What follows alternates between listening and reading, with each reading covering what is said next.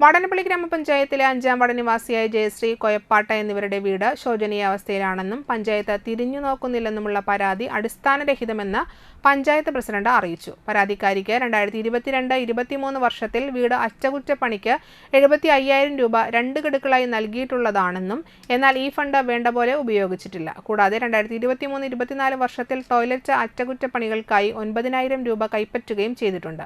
ഈ സാമ്പത്തിക വർഷത്തിൽ ശുചിമുറി പണിയുന്നതിനായി ശുചിത്വ മിഷനിൽ നിന്നും 12,000 രൂപയും ഗ്രാമപഞ്ചായത്ത് വിഹിതമായ 3,400 രൂപ അടക്കം 15,400 രൂപ പാസ്സായിട്ടുള്ളതാണെന്നും ആയത് ഈ മാസം 31-നകം ലഭ്യമാകുമെന്നും പ്രസിഡന്റ് അറിയിച്ചു.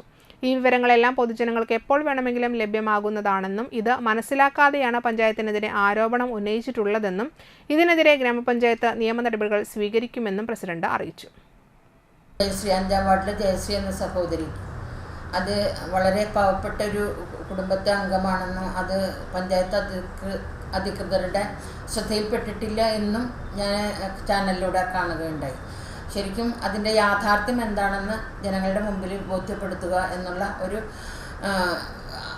ആവശ്യവുമായിട്ടാണ് ഞാൻ ഇവിടെ ഇരിക്കുന്നത്. അവർക്ക് 2023 വീടിൻ്റെ അറ്റകുറ്റപ്പണിക്കായിട്ട് 75,000 രൂപ പാസ്സാക്കുകയും ആ 75,000 രൂപ അവർ കൈപ്പറ്റുകയും ചെയ്തു. അതിൻ്റെ ഡീറ്റെയിൽ രേഖ ഞാൻ ഇവിടെ വെച്ചിട്ടുണ്ട്. അപ്പോൾ ആ 75,000 രൂപ അവർ കൈപ്പറ്റിയിട്ട് ഒരു പണിയും അവിടെ നടത്തിയിട്ടില്ല. അത് ചാനൽക്കാർക്ക് അവിടെ ചെന്നപ്പോൾ അവർക്ക് മനസ്സിലായിട്ടുണ്ടാവും. ആ വർഷം തന്നെ അവർക്ക് 9,000 രൂപ ടോയ്ലറ്റിന് പാസ്സാക്കിയിട്ടുണ്ടായിരുന്നു. അവർ ടോയ്ലറ്റ് പണിതില്ല, പൈസ കൊടുത്തില്ല.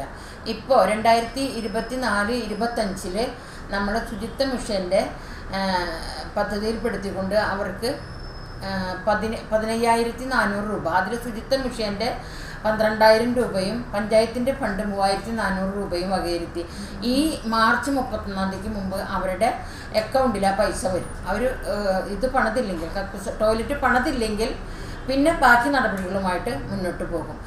ഇതാണ് വസ്തുത എന്നിരിക്കെ ഇപ്പോൾ ഈ പഞ്ചായത്ത് തെരഞ്ഞെടുപ്പ് മുന്നിൽ കണ്ടുകൊണ്ട് ചില തൽപര കക്ഷികൾ വളരെ മോശമായി പഞ്ചായത്തിനെയും അതുപോലെ വാർഡ് മെമ്പറായിട്ടുള്ള 5-ാം വാർഡ് മെമ്പറായിട്ടുള്ള എന്നെയും വളരെ മോശമായ രീതിയിൽ ചിത്രീകരിച്ച് പോകുന്നുണ്ട്.